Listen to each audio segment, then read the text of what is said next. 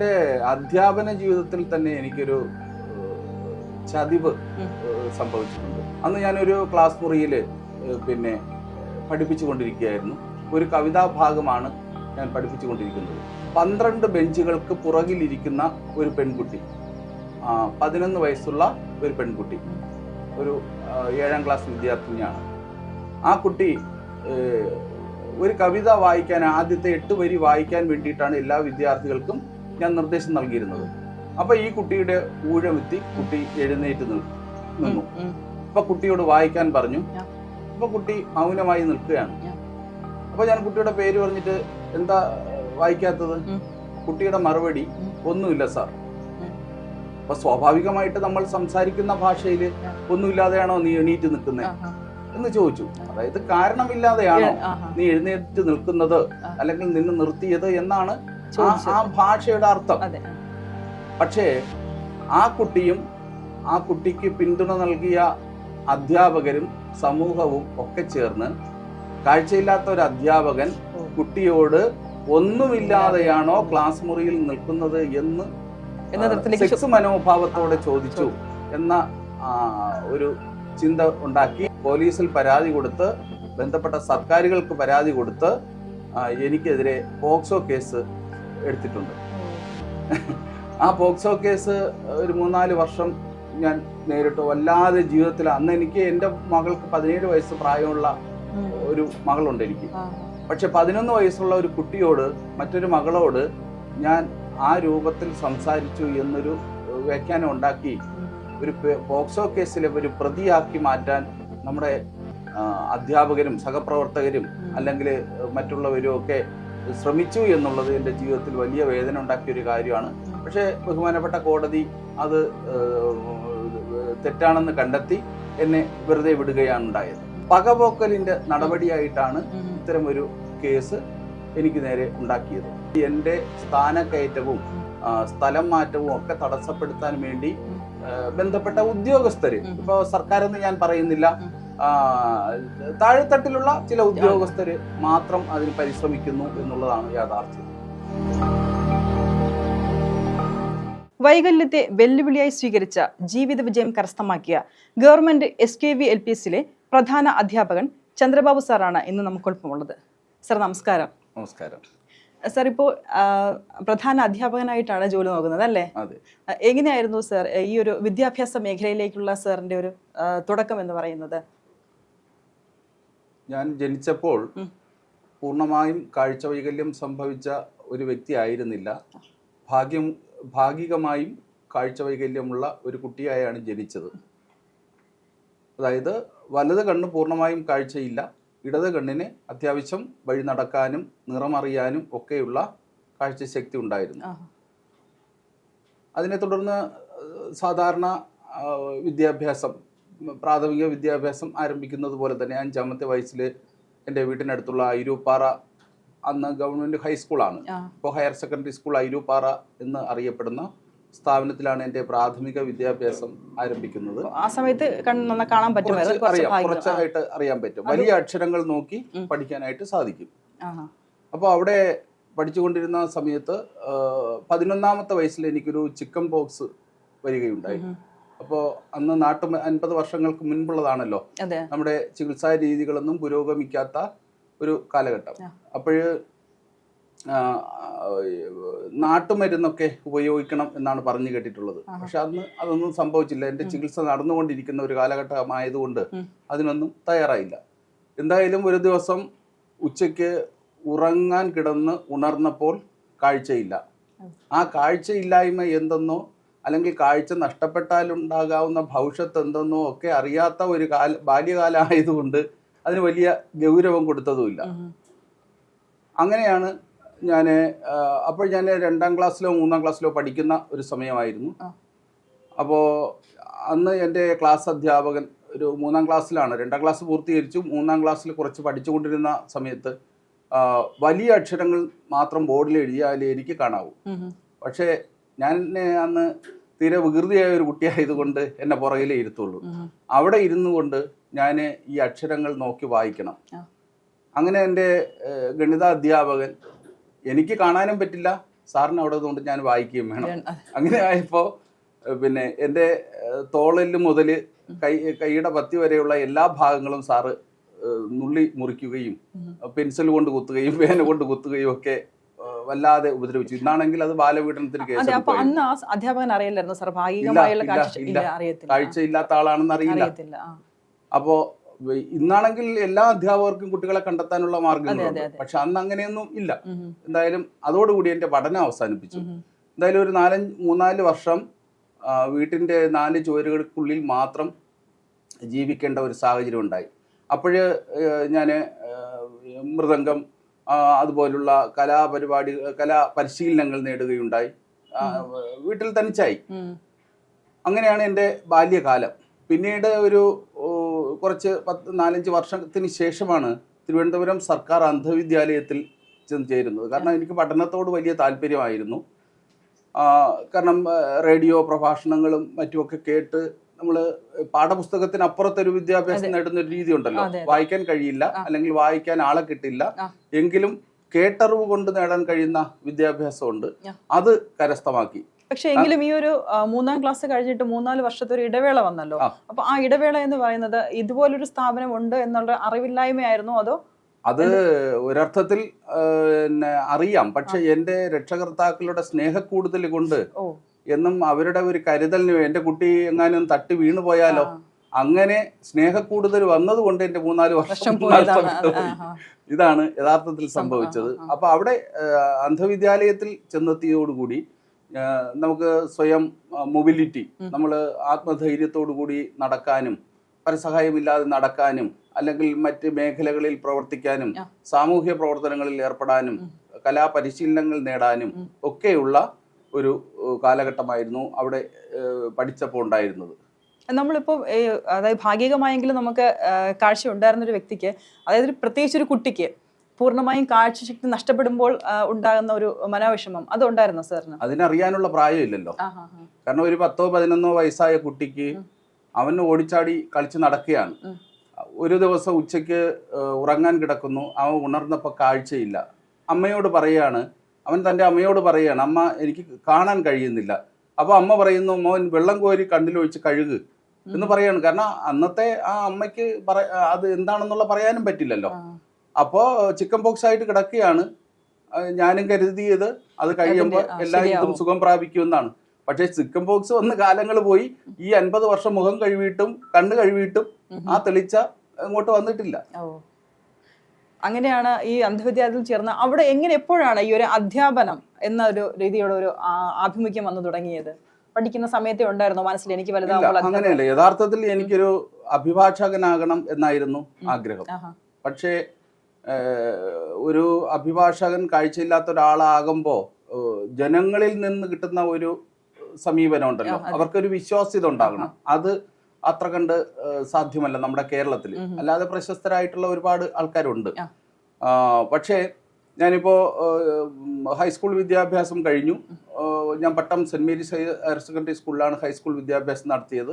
അന്ന് ഞാൻ കലാപ്രതിഭയും മറ്റുമൊക്കെ ആയിരുന്നു. എനിക്ക് തോന്നുന്നു കലാപ്രതിഭയായിരുന്ന സമയത്താണ് അഭിനേത്രി മഞ്ജു വാര്യർ കലാതിലകമായത് അല്ലേ? അതെ, 1991 കാസർഗോഡ് വെച്ച് നടന്ന കലോത്സവത്തില്, അന്ന് യുവജനോത്സവമാണ്, അതില് മഞ്ജു വാര്യർ കലാതിലകമായിരുന്നു. അന്ന് മിമിക്രിക്ക് സ്റ്റേറ്റിൽ ഫസ്റ്റ് കിട്ടിയത് എനിക്കായിരുന്നു. അങ്ങനെ ഒരുമിച്ച് ഞങ്ങൾ ഇന്റർവ്യൂ ഒക്കെ നടത്തിയിട്ടുണ്ട്. പക്ഷേ പരസ്പരം അറിയില്ല. എനിക്ക് മഞ്ജു വാര്യറിനെ അറിയാം, പക്ഷെ മഞ്ജു വാര്യറിന് തിരിച്ചെന്നെ അറിയാനുള്ള ഒരു സാധ്യതയും ഇല്ല. എന്തായാലും അത് കഴിഞ്ഞു, പ്രീ ഡിഗ്രി കഴിഞ്ഞു. അപ്പോഴാണ് TTCക്ക് ടീച്ചേഴ്സ് ട്രെയിനിങ് കോഴ്സിന് അഡ്മിഷന് വേണ്ടി വിളിക്കുന്നത്. പ്രീ ഡിഗ്രി ചെയ്തിരുന്നത് എവിടെയായിരുന്നു? ഞാൻ ചെമ്പഴന്തി SN കോളേജിലാണ് പ്രീ ഡിഗ്രി പഠിച്ചത്. അപ്പോഴ് TTCക്ക് വിളിച്ചു. അപ്പോഴ് എന്തായാലും അതൊരു കാഴ്ചയില്ലാത്ത ആൾക്കാർക്കും അഡ്മിഷൻ കിട്ടും, പക്ഷെ ജോലി കിട്ടില്ല. അന്ന് അഡ്മിഷൻ കിട്ടും, പഠിക്കാൻ കഴിയും. ഞാനതൊരു വെല്ലുവിളിയായി സ്വീകരിച്ചുകൊണ്ട് തന്നെ അത് പഠിക്കാനായിട്ട് തയ്യാറായി. അങ്ങനെ ആറ്റിങ്ങൽ ഡയറ്റിലാണ് പിന്നെ ഞാൻ ഈ അധ്യാപക പരിശീലനം നടത്തിയത്.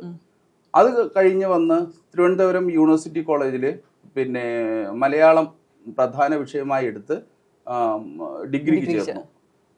അത് കഴിഞ്ഞ ഒരു തേർഡ് ഇയറിന് പഠിച്ചുകൊണ്ടിരുന്ന സന്ദർഭത്തിൽ തന്നെയാണ്, അതായത് നമുക്ക് 1995 ദേശീയ വികലാംഗ നിയമം നിലവിൽ വരികയുണ്ടായി. 1996 ജനുവരി 1 രാഷ്ട്രപതി അത് ഒപ്പിടുന്നത്. അത് അനുസരിച്ച് ഭിന്നശേഷിക്കാർക്കായ ആൾക്കാർക്ക് 3% സംവരണം തൊഴിൽ മേഖലയിൽ ഏർപ്പെടുത്തിയിട്ടുണ്ടായിരുന്നു. അപ്പൊ അത് കേരളത്തിൽ അത്ര കണ്ടത് നടപ്പിലായിട്ടില്ല. പക്ഷെ അന്ന് എൻ്റെ ഒരു അധ്യാപകനായിരുന്ന ഗുരുസ്ഥാനീയനായ ശ്രീ സുഭാഷ് കെ വക്കം എന്ന് പറയുന്നൊരു അധ്യാപകനുണ്ടായിരുന്നു. അദ്ദേഹത്തിന്റെ നേതൃത്വത്തിൽ ഞങ്ങൾ കഠിന പരിശ്രമം തന്നെ അതിനുവേണ്ടി നടത്തുകയുണ്ടായി. അങ്ങനെ അന്ന് കഴക്കൂട്ടം MLA ആയിരുന്ന ശ്രീ കടകംപള്ളി സുരേന്ദ്രൻ സാറ് ഞങ്ങളുടെ ആ പ്രവർത്തനങ്ങൾക്ക് ഒരു പിന്തുണ നൽകി. അദ്ദേഹം ആ കാലത്ത് തന്നെ നിയമസഭയിൽ ആ വിഷയം അവതരിപ്പിക്കുകയും അദ്ദേഹത്തിന്റെ ഒരു പരിശ്രമമാണ് ഇന്ന് കേരളത്തിൽ ഈ കാഴ്ചയില്ലാത്ത അല്ലെങ്കിൽ മറ്റ് ഭിന്നശേഷിക്കാരായിട്ടുള്ള അധ്യാപകർ അല്ലെങ്കിൽ ജീവനക്കാർ ഈ പൊതുവിദ്യാലയങ്ങളിൽ ജോലി ചെയ്യാനുണ്ടായ സാഹചര്യം. അങ്ങനെ ഞാൻ ഈ സമയത്ത് തന്നെ തിരുവനന്തപുരം ആകാശവാണിയിൽ റിപ്പോർട്ടറായിട്ട് വർക്ക് ചെയ്യുകയായിരുന്നു. എന്ന് പറഞ്ഞാൽ ഈ പ്രഭാതവേരി എന്ന് പറയുന്ന പരിപാടിയുടെ റിപ്പോർട്ടറായിട്ട് വർക്ക് ചെയ്യുകയായിരുന്നു. അപ്പോൾ അന്ന് നമ്മുടെ മുൻ ചീഫ് സെക്രട്ടറി ആയിട്ടുള്ള ശ്രീമതി ശാരദ മുരളീധരൻ മാഡം ജില്ലാ കളക്ടറായിട്ട് നിയമനം നൽകിക്കൊണ്ട് മന്ത്രിസഭാ യോഗം തീരുമാനമെടുത്തു. അപ്പോൾ ആ ജോയിൻ ചെയ്യുന്നതിന് മുൻപ് ആകാശവാണിയുടെ മകളാലയം പരിപാടിയിൽ ഒരു ഇന്റർവ്യൂ നടത്തണം എന്ന് എന്നോട് ആവശ്യപ്പെട്ടു മേഡത്തെ. അങ്ങനെ അഭിമുഖം നടത്താനായിട്ട് ഞാൻ മേഡത്തിന്റെ വീട്ടിൽ പോയി. അങ്ങനെ മേഡത്തിന് അന്ന് നമുക്ക് ഈ ടേപ്പ് റെക്കോർഡറൊക്കെ ആണല്ലോ, ആകാശവാണിയുടെ ടേപ്പ് റെക്കോർഡർ കൊണ്ടാണ് പോകുന്നത്.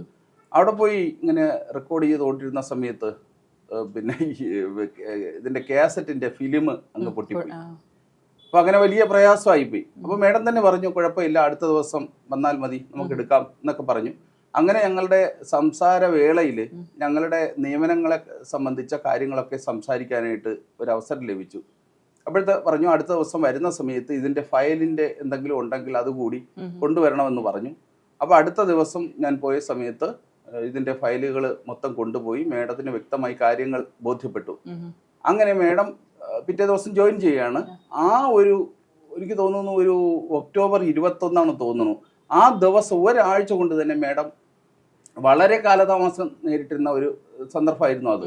എങ്കിലും മേഡം ആ ഒരാഴ്ച കൊണ്ട് തന്നെ ഇന്റർവ്യൂ നടത്തുകയും എനിക്ക് തന്നെ അതിൽ 1ാം റാങ്ക് നൽകുകയും കേരളത്തിലെ അങ്ങനെ പൊതുവിദ്യാലയങ്ങളിൽ പിന്നെ അധ്യാപകരായി നിയമനം ലഭിച്ചിട്ടുള്ള ആദ്യത്തെ കാഴ്ചയില്ലാത്തവരിൽ 3 പേരാണ്. അതിൽ ഒരാളായി നിയമനം കിട്ടുകയും ചെയ്തു. അങ്ങനെയാണ് ഞാൻ അധ്യാപക മേഖലയിലേക്ക് കടന്നു വരുന്നത്. അപ്പോൾ ഈ അധ്യാപന നമുക്കിങ്ങനെ ഒരു എല്ലാ കാര്യങ്ങളോടും എനിക്ക് ചെയ്യാൻ പറ്റുമെന്നൊരു ആത്മവിശ്വാസം ഇത് കുഞ്ഞിലെ തന്നെ ഉണ്ടായിരുന്നതാണല്ലേ? ഞാൻ എപ്പോഴും പ്രതിസന്ധികളെ നേരിടുന്ന ഒരാളാണ്. നമുക്ക് കഴിയാത്തതായിട്ടുള്ള കാര്യങ്ങളൊന്നുമില്ല, പരിഹാരമില്ലാത്ത പ്രശ്നങ്ങളൊന്നുമില്ല. പക്ഷെ നമ്മളത് കരുതലോടുകൂടി മുന്നോട്ട് പോകണം. ഇപ്പോൾ എഴുതാൻ കഴിയില്ല, ഇപ്പൊ കാഴ്ചയില്ലാത്ത ഒരാളിന് എഴുതാൻ കഴിയില്ല എന്നുള്ള സത്യം നമുക്ക് തിരിച്ചറിയാം. പക്ഷേ ആ കാഴ്ചയില്ലാത്ത ആൾക്കാർക്ക് എഴുതാൻ വേണ്ടിയാണ് ലൂയി ബ്രെയിൽ എന്ന് പറയുന്ന മഹാൻ ബ്രെയിൽ ലിപി കണ്ടുപിടിച്ചത്. അപ്പോൾ പരിഹാരം കണ്ടെത്തിയില്ലേ? ഇല്ലേ? ഇപ്പോ കാഴ്ച ഉള്ളവർ ഉപയോഗിക്കുന്ന മൊബൈൽ ഫോൺ കണ്ട് മനസ്സിലാക്കുന്ന കാര്യങ്ങളെല്ലാം ഒരു ടോക്കിംഗ് സോഫ്റ്റ്വെയറിന്റെ സഹായത്തോടു കൂടി കാഴ്ചയില്ലാത്ത ആൾക്കാർ ഇന്ന് ഉപയോഗിക്കുന്നുണ്ട്. എല്ലാ പണ ഇടപാടുകള്, ലൊക്കേഷൻ നോക്കുന്നതിന് എല്ലാ കാര്യങ്ങളും ഉപയോഗിക്കുന്നുണ്ട്. അപ്പോൾ പരിഹാരം കണ്ടെത്തിയില്ലേ? ഇതുപോലെ നമുക്ക് ജീവിതത്തിൽ പരിഹാരം കാണാൻ കഴിയാത്ത പ്രശ്നങ്ങൾ ഒന്നും തന്നെ ഇല്ല. പക്ഷെ ഒന്നല്ലെങ്കിൽ മറ്റൊരു മാർഗം നമ്മൾ അത് കണ്ടെത്തുന്നു എന്ന് മാത്രമേ ഉള്ളൂ. അപ്പൊ ഇത് കഴിഞ്ഞ് നമ്മൾ സ്കൂളിലേക്ക് ആദ്യമായിട്ട് ഏത് സ്കൂളിലായിരുന്നു സാർ? ഞാൻ തിരുവനന്തപുരം ജില്ലയിലെ കാട്ടായിക്കുണം ഗവൺമെന്റ് UP സ്കൂളിലെ ഒരു പ്രൈമറി വിഭാഗം അധ്യാപകനായിട്ടാണ് സേവനമനുഷ്ഠിച്ചത്. പിന്നീട് ഞാൻ പ്രാഥമിക വിദ്യാഭ്യാസം നടത്തിയ അയിരൂപ്പാറ ഹയർ സെക്കൻഡറി വിദ്യാലയത്തിലെ 10-17 വർഷം അവിടെ പ്രവർത്തിച്ചു. തുടർന്ന് തിരുവനന്തപുരം വഞ്ചൂർ ഗവൺമെന്റ് ഹൈസ്കൂളിൽ പ്രവർത്തിച്ചു. അങ്ങനെ ഒരു പ്രൈമറി അധ്യാപകനായിട്ട് ഏകദേശം ഒരു 22-23 വർഷത്തോളം പ്രവർത്തിച്ചു. അതിനെ തുടർന്ന് Thiruvananthapuram medical college government higher secondary സ്കൂളിൽ ഹൈസ്കൂൾ വിഭാഗം അധ്യാപകനായി സേവനമനുഷ്ഠിക്കുകയുണ്ടായി. അങ്ങനെ സേവനമനുഷ്ഠിച്ചു കൊണ്ടിരുന്ന സന്ദർഭത്തിലാണ് ഈ 2025 ഏപ്രിൽ മാസത്തിൽ എനിക്ക് പ്രഥമ അധ്യാപകനായി സ്ഥാനക്കയറ്റം ലഭിച്ചത്. ഇപ്പോൾ ഞാൻ തിരുവനന്തപുരം ജില്ലയിലെ കഠിനംകുളം ഗവൺമെന്റ് SKV LPSൽ പ്രഥമ അധ്യാപകനായി സേവനമനുഷ്ഠിക്കുകയാണ്. അധ്യാപന രംഗത്തേക്ക് കടന്നു വന്ന സമയത്ത് ഒരുപക്ഷെ കുട്ടികളൊക്കെ ആദ്യമായിട്ടായിരിക്കാം കാഴ്ചയില്ലാത്തൊരു അധ്യാപകൻ, അവർക്ക് സർ നേരത്തെ പറഞ്ഞതുപോലെ തന്നെ ക്ലാസ് എടുക്കുന്നത്. അപ്പം ധാരാളം വെല്ലുവിളികൾ നേരിടുകയുണ്ടായിട്ടുണ്ടാവും അല്ലേ? കുട്ടികൾ എങ്ങനെ അത് മനസ്സിലാക്കും, അല്ലെങ്കിൽ കുട്ടികൾ എങ്ങനെ ഉൾക്കൊള്ളും, അങ്ങനെ എന്തെങ്കിലും ചിന്താഗതികൾ മനസ്സിലുണ്ടായിരുന്നോ? കുട്ടികള് ഭയപ്പെടുന്നതിനേക്കാൾ കൂടുതൽ ഞാൻ ഭയപ്പെട്ടുകൊണ്ടാണ് ആദ്യം ക്ലാസ് മുറികളിൽ പോയത്. കാരണം കാഴ്ചയില്ലാത്ത കുട്ടികൾ കാഴ്ച ഉള്ള കുട്ടികളാണ്, അവര് കാഴ്ചയില്ലാത്ത ഒരാളെ പറ്റിക്കപ്പെടും എന്നൊക്കെ ഒരു വിശ്വാസം ഉണ്ടായി. അങ്ങനെ പല സന്ദർഭങ്ങളും ഉണ്ടായിട്ടുണ്ട്. ജനൽ വഴി പുറത്തു ചാടുന്ന കുട്ടികളൊക്കെ ഉണ്ടായിരുന്നിട്ടുണ്ട് പല സന്ദർഭങ്ങളിലും. പക്ഷേ അവരോടുള്ള സ്നേഹം, അവരോടുള്ള സമീപനം, അവരോടുള്ള കരുതൽ എല്ലാം കൊണ്ട് തന്നെ അടുത്തിരിക്കുന്ന ഒരു കുട്ടി തെറ്റ് ചെയ്താൽ, ഏതെങ്കിലും തരത്തിലുള്ള ക്രമവിരുദ്ധമായിട്ടുള്ള കാര്യങ്ങൾ കാണിച്ചാൽ അടുത്തിരിക്കുന്ന അവന്റെ കൂട്ടുകാരൻ തന്നെ സാറേ ഇന്നതാണ് എന്ന് വിളിച്ചു പറയുന്ന ഒരു സാഹചര്യം ഉണ്ടായി. അതോടുകൂടി എനിക്ക് കുട്ടികളിൽ വിശ്വാസം കൂടുകയും ആത്മവിശ്വാസം കൂടുകയും ചെയ്തു.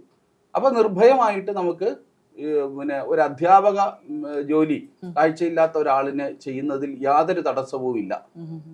പ്രത്യേകിച്ച് പിന്നെ ഒരു പ്രഥമാധ്യാപകനായി വരുമ്പോൾ കുട്ടികളെ കൂടുതൽ നമ്മള് സഹപ്രവർത്തകരുണ്ട്, പിന്നെ PTA പ്രവർത്തകരുണ്ട്, രക്ഷകർത്താക്കള്, നാട്ടുകാര്, അങ്ങനെ പല ആൾക്കാരുമായി ബന്ധപ്പെട്ട് പ്രവർത്തിക്കേണ്ട ഒരു സാഹചര്യം വരും. അപ്പോ അവരൊക്കെ കാഴ്ചയില്ലാത്ത ഒരാളിന് ഇതെല്ലാം കഴിയുമോ, കാഴ്ച ഉള്ള ഒരാളെ പോലെ കഴിയുമോ എന്നൊരു ആശങ്ക തോന്നാം.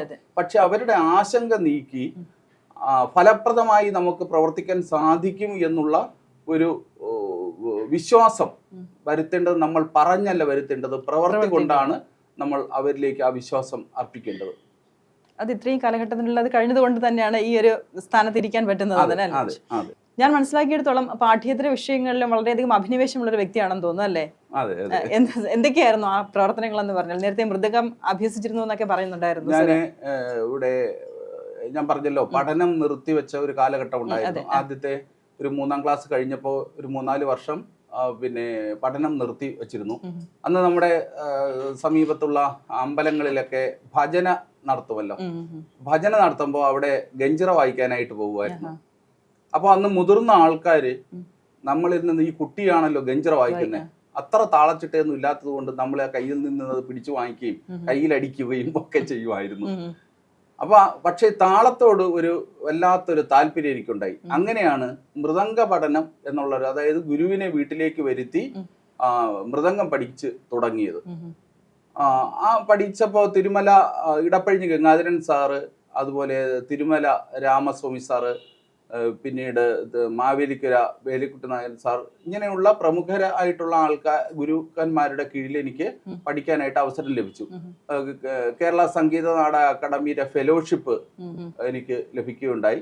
പിന്നെ ചിത്രയിരുന്നാൾ കോളേജ് ഓഫ് മ്യൂസിക്കില് ഞാൻ മൃദംഗ പരിശീലനം നടത്തി.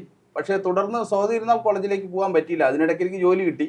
അല്ലെങ്കിൽ ആ കോളേജിലേക്ക് പോവുകയും ആ മേഖലയിൽ തൊഴിൽ ലഭിക്കുകയും ചെയ്യുമായിരുന്നു. പിന്നെ ഹൈസ്കൂൾ വിദ്യാഭ്യാസം ഉണ്ടായിരുന്ന കാലഘട്ടത്തിൽ ഞാൻ പറഞ്ഞല്ലോ, മിമിക്രിയിൽ പരിശീലനം നേടിയിട്ടുണ്ടായിരുന്നു.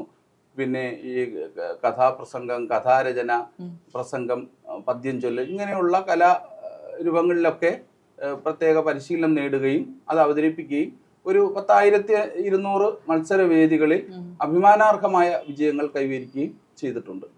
ഇതൊക്കെ കുട്ടികളോടൊക്കെ പറഞ്ഞു കൊടുക്കുമ്പോൾ കുട്ടികളൊക്കെ ഇത് എങ്ങനെയാണ് കേൾക്കുന്നത്? ഞാൻ എന്തായാലും നമ്മൾ പഠിപ്പിക്കുന്ന സമയത്ത്, സ്കൂളിൽ നമ്മൾ ക്ലാസ് എടുക്കുന്ന സമയത്ത് കുട്ടികളെ മോട്ടിവേറ്റ് ചെയ്യാൻ നമുക്ക് പറഞ്ഞു കൊടുക്കാൻ പറ്റുന്ന കാര്യങ്ങളാണ് ഇതൊക്കെ അല്ലേ? അതായത് മറ്റു വൈകല്യങ്ങൾ ഒന്നും ഇല്ലാതിരിക്കുന്ന കുട്ടികൾ മനസ്സിലായിരിക്കുന്ന സമയത്ത് ഇങ്ങനെയുള്ള ഒരു കാഴ്ചശക്തി ഇല്ലായിരുന്നിട്ട് കൂടി ഇത്രയധികം മേഖലകളിൽ മികച്ച പ്രകടനം കാഴ്ചവെക്കാനും ജീവിത വിജയം കൈവരിക്കാനും കഴിഞ്ഞ കാര്യങ്ങൾ കുട്ടികളോട് സംവദിക്കാറുണ്ടോ? കുറേ കുട്ടികൾക്ക് അത് അറിയണം എന്നുള്ള താല്പര്യമുള്ള കുട്ടികളുണ്ട്. എല്ലാ കുട്ടികൾക്കും അങ്ങനെ അറിയണം എന്നൊന്നുമില്ല.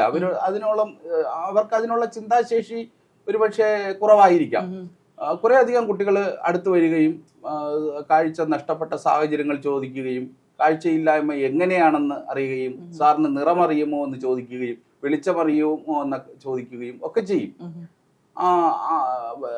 അവര് തന്നെ അവരുടെ പരമാവധി സഹായങ്ങൾ ഈ 27 വർഷത്തെ എൻ്റെ അധ്യാപക ജീവിതത്തിൽ എല്ലാ കുട്ടികളും എന്നെ സഹായിക്കുകയും പിടിച്ചുകൊണ്ട് നടക്കുകയും വിദ്യാലയത്തിൽ എനിക്ക് വേണ്ടുന്ന എല്ലാ കാര്യങ്ങളും ചെയ്തു തരുന്നതും എൻ്റെ വിദ്യാർത്ഥികളാണ്. ഇപ്പോൾ മാത്രമാണ് ഒരു പ്രൈമറി വിദ്യാഭ്യാസ സ്ഥാപനം ആയത്. മറ്റത് മുതിർന്ന കുട്ടികളാണല്ലോ. ഇപ്പോൾ തീരെ ചെറിയ കുട്ടികളാണ്. മാത്രമല്ല ഓഫീസും ഞാനുമായിട്ടുള്ള ഒരു ബന്ധമാണ്. അതുകൊണ്ട് കുട്ടികളെ നേരിട്ട് അവരുടെ അടുത്ത് പോയി സഹായം തേടാനുള്ള ഒരു സാഹചര്യം ഇപ്പോഴില്ല. ഇതുപോലെ തന്നെ ഈ അധ്യാപന ജീവിതത്തിനിടയിലും ഇതുപോലെയുള്ള വൈകല്യങ്ങൾ നേരിടുന്ന വ്യക്തികൾക്ക് വേണ്ടി പ്രവർത്തിക്കുവാനും സാർ സമയം കണ്ടെത്തുന്നുണ്ട് അല്ലെ? നമ്മുടെ കേരള ഗവൺമെന്റുമായി ചേർന്ന് തന്നെ സാർ ധാരാളം കാര്യങ്ങൾ മെമ്പറൊക്കെ ആണെന്ന് ഞാൻ അറിഞ്ഞിട്ടുണ്ട്. അതിനെ കുറിച്ചൊന്ന് വിശദീകരിക്കാമോ? ഞാൻ ഈ തിരുവനന്തപുരം സർക്കാർ അന്ധവിദ്യാലയത്തിൽ പഠിക്കുന്ന കാലഘട്ടം മുതൽ ആദ്യമായി ഒരു സാമൂഹ്യ പ്രവർത്തനത്തിൽ അന്ന് ഈ അന്ധബധിര വിദ്യാലയങ്ങൾ ഒരു സ്കൂളായിരുന്നു. അതായത് ബധിര വിദ്യാലയം എന്ന് പറഞ്ഞാൽ കേൾവി വൈകല്യം സംഭവിച്ച കുട്ടികൾ പഠിക്കുന്ന സ്ഥാപനവും കാഴ്ച വൈകല്യം സംഭവിച്ച കുട്ടികൾ പഠിക്കുന്ന വിദ്യാഭ്യാസ സ്ഥാപനവും ഒന്നായിരുന്നു. അപ്പോൾ പരസ്പരം അവർക്ക് കേൾക്കാൻ കഴിയില്ല, കാഴ്ചയില്ലാത്ത ഒരാള് നടന്നു ചെല്ലുന്ന സമയത്ത് മറ്റേ കുട്ടിയെ തട്ടും. അപ്പൊ സ്വാഭാവികമായിട്ട് അവിടെ തമ്മിലടിയാകും. അങ്ങനെ നിരന്തരം പ്രശ്നങ്ങളായിരുന്നു ആ സ്കൂളിൽ സംഭവിച്ചുകൊണ്ടിരുന്നത്. അപ്പൊ ആ സ്കൂൾ ബൈഫർക്കേഷൻ നടത്തി, അതായത് വിഭജിച്ച് 2 വിദ്യാലയമാക്കണമെന്നുള്ള ആവശ്യം വർഷങ്ങൾ കൊണ്ട് അവിടെ സമരങ്ങളൊക്കെ നടക്കുകയായിരുന്നു. ഈ കാലഘട്ടത്തിലാണ് ഞാൻ അവിടെ ചെല്ലുന്നത്. ഞാൻ 3-4 കൊല്ലം പഠനം നിർത്തിയിരുന്ന ഒരു കുട്ടി ആയതുകൊണ്ട് അല്പ പ്രായ കൂടുതലാണ്. അപ്പൊ ഈ സമയത്താണ് ഞാൻ ചെല്ലുന്നത്. അങ്ങനെ ആ സമര പരിപാടികളുടെ നേതൃത്വം എനിക്ക് ഏറ്റെടുക്കേണ്ടതായി വന്നു. സ്കൂൾ സെക്രട്ടറിയായി ഞാൻ അവിടെ സ്കൂൾ സെക്രട്ടറി ആയിരുന്ന സന്ദർഭത്തിലാണ് ആ സ്കൂള് 2ആയി വിഭജനം നടത്തിയത്. ഈ ആ സമരത്തോടനുബന്ധിച്ച് തന്നെ ആ സമരത്തിന്റെ കാര്യങ്ങൾക്ക് വേണ്ടി തന്നെ അന്ന് ഉള്ള രാഷ്ട്രീയ നേതാക്കന്മാരെയും മുഖ്യമന്ത്രിയെയും വിദ്യാഭ്യാസ മന്ത്രിയെയും ഒക്കെ നേരിൽ കാണാൻ പോവുകയും അവരോട് പ്രശ്നങ്ങൾ പറയുകയും പരാതി പറയുകയും പരിഹാരം കണ്ടെത്തുകയും ഒക്കെ ചെയ്യാനുള്ള സാഹചര്യം എനിക്ക് ലഭിച്ചിട്ടുണ്ട്. അപ്പൊ അതിന്റെ തുടർച്ചയാണല്ലോ പിന്നീട് വരുന്നത്. എല്ലാ കാര്യങ്ങളും നമ്മൾ എങ്ങനെയാണ് കൈകാര്യം ചെയ്യാൻ കഴിയുന്നത് എന്ന് നമുക്ക് തിരിച്ചറിവുണ്ടായി. കുട്ടികൾക്ക് അവസരമില്ലാത്തത് കൊണ്ടാണ് അവര് ഈ ഓരോ മേഖലയിൽ നിന്ന് മാറി നിൽക്കുന്നത്. അപ്പൊ അവർക്ക് അതിനുള്ള അവസരം ലഭിച്ചു കഴിഞ്ഞാൽ ഇതേപോലെ അവർക്ക് പ്രവർത്തിക്കാനായിട്ട് സാധിക്കും. അതിനെ തുടർന്ന് അങ്ങോട്ട് ഓരോ തരം പ്രവർത്തനങ്ങളായി കോളേജിൽ പഠിച്ചുകൊണ്ടിരുന്നപ്പോൾ തിരുവനന്തപുരം യൂണിവേഴ്സിറ്റി കോളേജിൽ അവിടെ സ്വതന്ത്രനായി ആർട്സ് ക്ലബ്ബ് സെക്രട്ടറി ആയിട്ട് ഞാൻ മത്സരിച്ചിട്ടുണ്ട്. വോട്ടിന്റെ കുറവ് സംഭവിച്ചിട്ടുണ്ട്, എങ്കിലും നല്ലൊരു ശതമാനം വോട്ട് നേടി ഞാൻ മത്സരിച്ച് പരാജിതനായിട്ടുണ്ട്. ഇപ്പൊ യൂണിവേഴ്സിറ്റി കോളേജ് പോലുള്ള ഒരു സ്ഥാപനത്തില് ഒരാൾക്ക് മത്സരിക്കാൻ അവസരം ലഭിക്കുക എന്നുള്ളത് തന്നെ വലിയൊരു കാര്യമാണ്. പക്ഷെ എന്റെ പ്രവർത്തന മികവ് കൊണ്ട് തന്നെ ആയിരിക്കണം എനിക്ക് അവിടെ മത്സരിക്കാൻ സാധിച്ചിട്ടുണ്ട്. മറ്റ് ചില രാഷ്ട്രീയ കക്ഷികളുടെ പിന്തുണയും എനിക്കുണ്ടായിരുന്നു. കാരണം ഒരു കലാകാരൻ എന്നുള്ള നിലയ്ക്കാണ് എനിക്കവിടെ മത്സരിക്കാൻ കഴിഞ്ഞത്. മാത്രമല്ല ഞാൻ ഈ ഭിന്നശേഷിക്കാരായിട്ടുള്ള ആൾക്കാരുടെ ക്ഷേമത്തിന് വേണ്ടിയിട്ട് ഭിന്നശേഷിക്കാരായ കുട്ടികൾ, നമ്മുടെ 2 തരം വിദ്യാഭ്യാസമാണ് ഭിന്നശേഷിക്കാരായ കുട്ടികൾക്ക് വേണ്ടി നൽകുന്നത്. ഒന്ന് ഈ അന്ധവിദ്യാലയങ്ങൾ, ബധിര വിദ്യാലയങ്ങൾ പോലുള്ള സ്പെഷ്യൽ സ്കൂളുകൾ. മറ്റൊന്ന് സാധാരണ വിദ്യാലയങ്ങളിൽ തന്നെ വൈകല്യമുള്ള കുട്ടികളെയും ചേർത്ത് പഠിപ്പിക്കുന്ന ഇന്റഗ്രേഷൻ, സംയോജിത വിദ്യാഭ്യാസ പരിപാടി. ഇങ്ങനെ 2 തരത്തിലാണ് നൽകുന്നത്. അപ്പോൾ ഞാൻ പഠിച്ചതും എൻ്റെ അനുഭവത്തിലും ഒരു കുട്ടി എങ്ങനെയാണ് പഠിക്കേണ്ടത് എന്ന് തിരിച്ചറിഞ്ഞത് കൊണ്ട് ഈ സാധാരണ സ്കൂളുകളിൽ തന്നെ കുട്ടികളെ, വൈകല്യമുള്ള കുട്ടികളും ചേർന്ന് പഠിക്കണം എന്ന് കരുതി ഞാൻ അതിനുവേണ്ടി പ്രവർത്തിച്ചു. അങ്ങനെ അധ്യാപകർക്ക് പരിശീലനം നൽകണം എന്നാവശ്യപ്പെട്ടുകൊണ്ട് ഞാൻ ഗവൺമെന്റിനോട് ആവശ്യപ്പെട്ടിട്ടുണ്ട്. അത് ട്രെയിനിങ് കോളേജുകളിലും ഈ അധ്യാപക പരിശീലന കേന്ദ്രങ്ങളിലും ഒക്കെ 2 ആഴ്ചത്തെയും 1 ആഴ്ചത്തെയും ഒക്കെ ട്രെയിനിങ് പ്രോഗ്രാമുകൾ നടത്തുന്നതിന് വേണ്ടിയിട്ട് എനിക്ക് സാധിച്ചിട്ടുണ്ട്. അതായത് അന്ധബധിര വിദ്യാർത്ഥികളെയും സാധാരണ വിദ്യാലയങ്ങളിൽ ചേർത്ത് അങ്ങനെ പഠിപ്പിക്കുന്നുണ്ട്. ഇപ്പൊ എല്ലാത്തരം കുട്ടികളും അങ്ങനെ പഠിക്കുന്നുണ്ട്. അങ്ങനെ അതിനു വേണ്ടിയിട്ട് ഗവൺമെന്റ് ഒരു സ്പെഷ്യൽ എഡ്യൂക്കേഷൻ കമ്മിറ്റി അന്ന് രൂപീകരിച്ചു. ബഹുമാനപ്പെട്ട വിദ്യാഭ്യാസ മന്ത്രി ചെയർമാൻ ആയിക്കൊണ്ടുള്ള ഒരു സമിതിയാണത്. അതിൽ ഒരു അംഗമായിട്ട് എന്നെ എടുത്തു. അതിനുവേണ്ടി പ്രവർത്തനങ്ങൾ നടത്തുകയുണ്ടായി. ഇപ്പോ സംസ്ഥാന സാമൂഹ്യനീതി വകുപ്പിന്റെയും തിരുവനന്തപുരം എഞ്ചിനീയറിംഗ് കോളേജിന്റെയും ഗവൺമെന്റ് എഞ്ചിനീയറിംഗ് കോളേജിന്റെയും ആഭിമുഖ്യത്തിൽ ഒരു ബാരിയർ ഫ്രീ കൺസൾട്ടൻസി സെൽ എന്ന് പറയുന്ന ഒരു സംരംഭമുണ്ട്. അതായത് ഭിന്നശേഷിക്കാരായ ആൾക്കാരുടെ അവകാശങ്ങളും മറ്റു കാര്യങ്ങളും ഒക്കെ നോക്കുന്നതിന് വേണ്ടിയിട്ടാണ് ഈ ഒരു സെല്ല് പ്രവർത്തിക്കുന്നത്. അതിന്റെ ഒരു അഡ്വൈസറി ബോർഡ് മെമ്പറായിട്ടും ഞാൻ പ്രവർത്തിക്കുകയാണ്. നമുക്ക് ഈ ഭിന്നശേഷിക്കാരായ ആളുകൾക്ക് അർഹിക്കുന്ന എല്ലാ അംഗീകാരങ്ങളും അല്ലെങ്കിൽ അവർ അർഹിക്കുന്ന രീതിയിലുള്ള ഒരു പ്രവർത്തനം നമ്മുടെ സർക്കാരിൽ നിന്ന് കിട്ടുന്നുണ്ടോ? നമ്മളെ വിദ്യാഭ്യാസ മേഖലയിലൊക്കെ ലഭിക്കുന്നുണ്ട്. പക്ഷേ ഈ തൊഴിൽ മേഖലയിലും അല്ലെങ്കിൽ അവരുടെ സ്ഥാനക്കയറ്റം പോലുള്ള കാര്യങ്ങളിലുമൊക്കെ ഇന്നും കുറച്ച് നിയമങ്ങളൊക്കെ ഉണ്ട്. പക്ഷെ അത് പൂർണ്ണമായിട്ട് ഫലപ്രാപ്തിയിലേക്ക് എത്തിയിട്ടില്ല എന്ന് വേണം കരുതേണ്ടത്. കാരണം ഇപ്പോൾ പ്രൊമോഷൻ സംവരണ നിയമമൊക്കെ വന്നിട്ടുണ്ട്. പക്ഷെ അതെല്ലാം ഒരു ഉത്തരവുകളിൽ മാത്രം നിൽക്കുന്ന ഒരു സാഹചര്യത്തിലാണുള്ളത്. അത് നടപ്പിലാകുന്നില്ല എന്നുള്ളതാണ് വളരെ വേദനാകരമായിട്ടുള്ള കാര്യം. അങ്ങനെ ഒരു സാഹചര്യം ഉണ്ടായെങ്കിൽ ഇത്രയും വിദ്യാഭ്യാസം നേടിയ എന്നെ പോലെയുള്ള ആൾക്കാർ കുറെ കൂടി ഉന്നത സ്ഥാനങ്ങളിൽ എത്തുമായിരുന്നു. ഞാനിപ്പോ ഡിഗ്രി കഴിഞ്ഞു, ബിരുദാനന്തര ബിരുദം നേടി, BEd ക്വാളിഫിക്കേഷൻ നേടി, നാഷണൽ എലിജിബിലിറ്റി ടെസ്റ്റ് പാസ്സായി. എന്നിട്ടും ഒരു കോളേജ് അധ്യാപകനാകണം എന്ന ഒരു ആഗ്രഹമായിരുന്നു എനിക്കുണ്ടായിരുന്നത്. പക്ഷെ നിർഭാഗ്യവശാൽ ഈ നിയമ വ്യവസ്ഥയുടെ കാര്യങ്ങൾ കൊണ്ട് അത് നടപ്പിലാകാതെ പോയി. ചെറിയൊരു വൈകല്യത്തെ പോലും പേടിച്ച് പല ആളുകളും വീടുകളിൽ 4 ചുമരുകൾക്കുള്ളിൽ ഒതുങ്ങിക്കൂടുന്ന കാഴ്ച ഇപ്പോഴും നമുക്ക് ഒരുപക്ഷെ കാണാൻ കഴിയുന്നുണ്ട്. അവർക്ക് വൈകല്യങ്ങളെ വെല്ലുവിളി നേരിടുവാനുള്ള ഒരു ഭയമായിരിക്കാം. അങ്ങനെയുള്ള ആൾക്കാരോടൊക്കെ സാറിന് എന്താണ് പറയാനുള്ളത്? അവർ ഒതുങ്ങി കഴിയുന്നു എന്നത് പൂർണ്ണമായി ശരിയല്ല. കാരണം എന്താ പറയുക, അവരുടെ അവസരങ്ങൾ അവർക്കില്ലാത്തത് കൊണ്ടാണ്. ഒന്ന്, അവർക്ക് അനുയോജ്യമായ വിദ്യാഭ്യാസം ലഭിക്കാതെ പോകുന്നു. അവര് വിദ്യാഭ്യാസം ഇല്ലാതെ അവർക്ക് ഒരു ലക്ഷ്യത്തിലെത്താൻ സാധിക്കില്ലല്ലോ. എന്തുകൊണ്ടായിരിക്കും അവർക്ക് അങ്ങനെ അവസരങ്ങൾ നിഷേധിക്കപ്പെടുന്നത്? അവരുടെ സാഹചര്യം, കുടുംബാന്തരീക്ഷമായിരിക്കാം. ഇപ്പൊ ബധിരനായ ഒരാളെ ഒരു 10-50 കിലോമീറ്റർ ദൂരെയുള്ള, തിരുവനന്തപുരം നഗരത്തിൽ നിന്ന് 50 കിലോമീറ്റർ അകലെയുള്ള ഒരു ബധിരനായ വിദ്യാർത്ഥി ഉണ്ട്. ഈ വിദ്യാർത്ഥിക്ക് ഈ വിദ്യാലയത്തിൽ ദിവസവും വന്നു പോകാനുള്ള സാഹചര്യം ഇല്ല എന്ന് വന്നാൽ ആ കുട്ടി പഠിക്കുമോ? ആ കുട്ടി പഠിക്കില്ല. ഇപ്പൊ എല്ലാവർക്കും ഹോസ്റ്റലിൽ നിൽക്കാനുള്ള സാഹചര്യം ഉണ്ടാകില്ല. അപ്പൊ അവന് അവിടെ വിദ്യാഭ്യാസം, ഇനി അവന്റെ കുടുംബ പശ്ചാത്തലം ശരിയാകണമെന്നില്ല. അച്ഛനും അമ്മയും ഒക്കെ നഷ്ടപ്പെട്ടു പോവുകയോ വേർപെട്ട് ജീവിക്കുകയോ അല്ലെങ്കിൽ സാമ്പത്തികമായി പിന്നോക്കാവസ്ഥയിൽ ജീവിക്കുകയോ ഒക്കെ ചെയ്യുന്ന സാഹചര്യമായിരിക്കാം. അവന് വിദ്യാഭ്യാസം നിഷേധിക്കില്ലേ? ആ നിഷേധിക്കുമ്പോ അവന് ഇപ്പൊ ഒരു അധ്യാപകനായ ഒരു ജോലി വേണം എന്ന് കരുതാൻ പറ്റുമോ? അതിന് അടിസ്ഥാനപരമായിട്ടുള്ള ക്വാളിഫിക്കേഷൻ നേടണ്ടേ? അങ്ങനെയുള്ള അവസരങ്ങൾ നഷ്ടമാകുന്നതാണ് പലപ്പോഴും ഇതായി പോകുന്നത്. അല്ലാതെ ഇന്നത്തെ സാഹചര്യത്തിൽ ഒരു എന്തെങ്കിലും ഒരു തൊഴിൽ കണ്ടെത്താനായിട്ട് ഇപ്പൊ സർക്കാർ ജോലി എല്ലാവർക്കും ലഭിക്കണം എന്നില്ല. പക്ഷേ ബന്ധപ്പെട്ട സർക്കാരുകൾ അവരെ ജീവിതത്തിന് വേണ്ടിയിട്ട്, അവരുടെ ജീവിതത്തിന്റെ ഉന്നതിക്ക് വേണ്ടിയിട്ട് കഴിയാവുന്ന സഹായങ്ങൾ ചെയ്തു കൊടുക്കണം. ഇപ്പൊ വികലാംഗക്ഷേമ കോർപ്പറേഷനും മറ്റുമൊക്കെ സംസ്ഥാനത്ത് പ്രവർത്തിക്കുന്നുണ്ടല്ലോ. ഭിന്നശേഷി കമ്മീഷൻ സംസ്ഥാനത്ത് പ്രവർത്തിക്കുന്നുണ്ട്. ഇവരെല്ലാം തന്നെ അവരുടെ പുരോഗതിക്ക് വേണ്ടി ഇപ്പോൾ വല്ലപ്പോഴും ഒരു വീൽ ചെയർ കൊടുത്തത് കൊണ്ടോ അല്ലെങ്കിൽ ഒരു മൊബൈൽ ഫോൺ കൊടുത്തത് കൊണ്ടോ അല്ലേ, അല്ലെങ്കിൽ ഒരു വായ്പ കൊടുത്തത് കൊണ്ടോ ഒന്നും ചെയ്യാൻ കഴിയില്ല. പക്ഷേ അവർക്ക് ജീവിതത്തിന് അവരുടെ ഒരു മാസം കൃത്യമായ ഒരു തുക അവർക്ക് കിട്ടും എന്ന നിലയ്ക്ക് ഒരു മുൻകരുതൽ എടുത്ത് പ്രവർത്തിച്ചാൽ അവരുടെ പ്രശ്നങ്ങൾ പരിഹരിക്കാൻ പറ്റും. ഇപ്പോൾ ഭൂരിപക്ഷം ആൾക്കാരും ഭിന്നശേഷിക്കാരായ ആൾക്കാര് തെരുവുകളിൽ ലോട്ടറി വിൽപ്പന നടക്കുകയാണ് അല്ലേ? ലോട്ടറി ടിക്കറ്റ് വിറ്റാണ് അവര് ഉപജീവന മാർഗം നടത്തുന്നത്.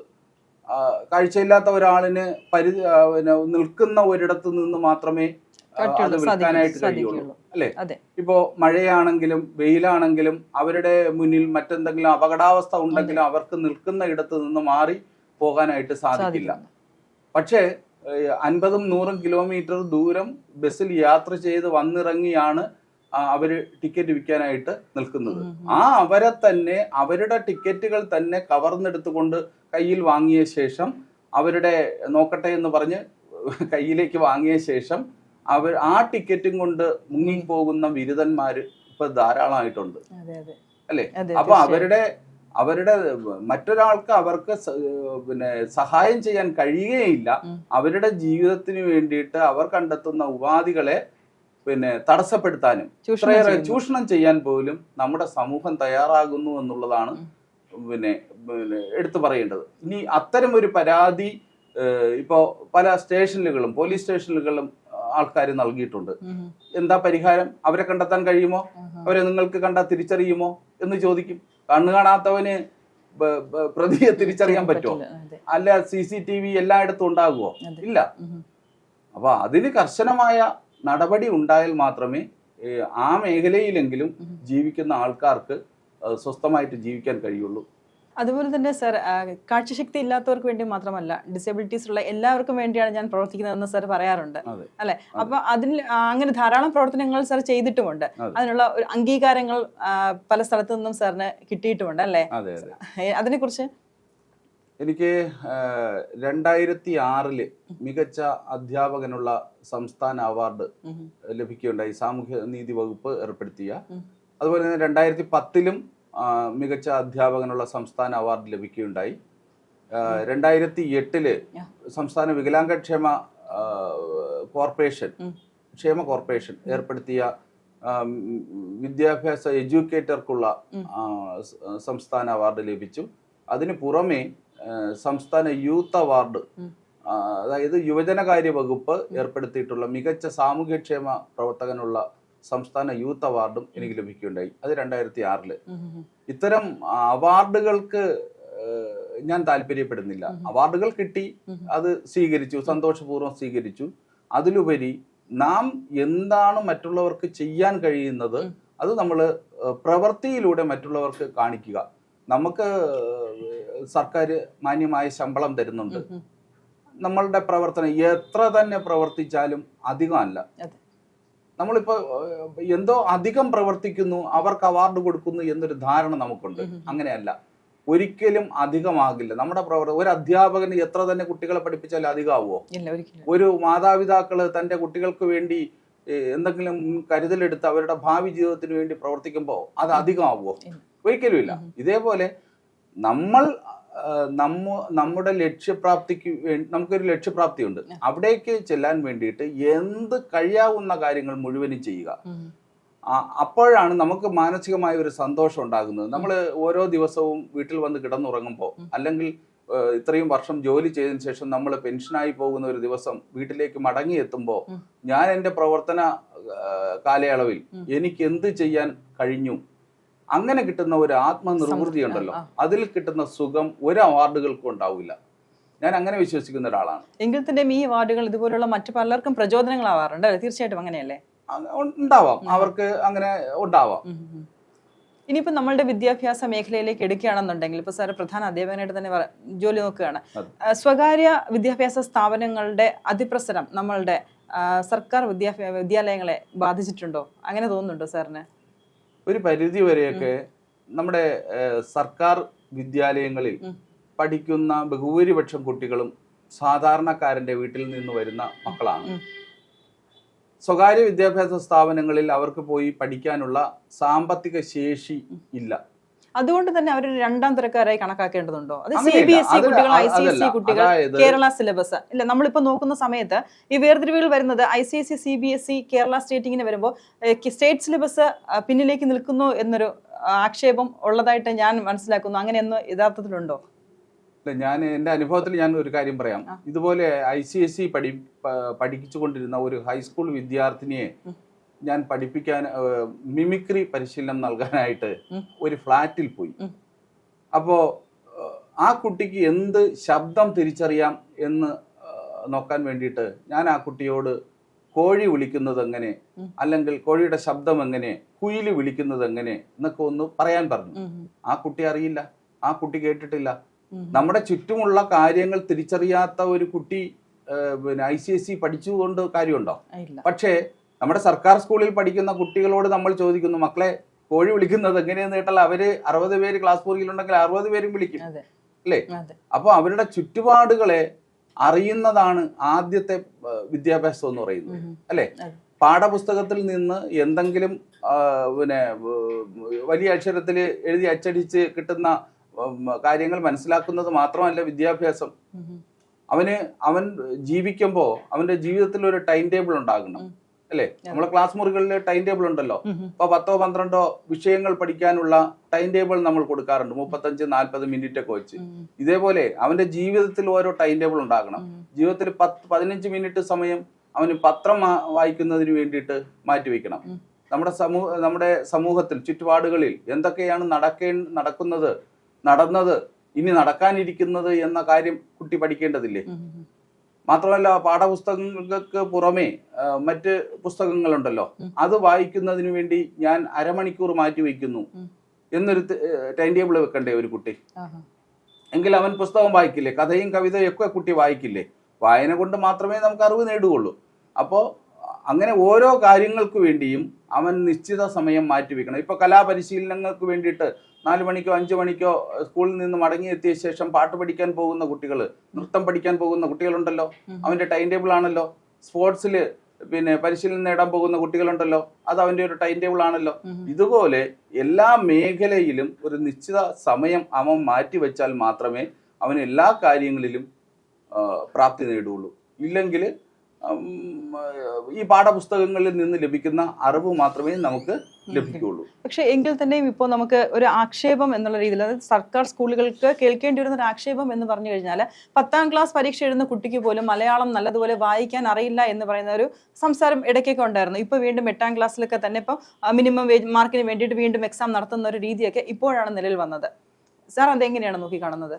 അതൊക്കെ വെറും തെറ്റിദ്ധാരണ പരത്തുന്നതിന് വേണ്ടിയിട്ട്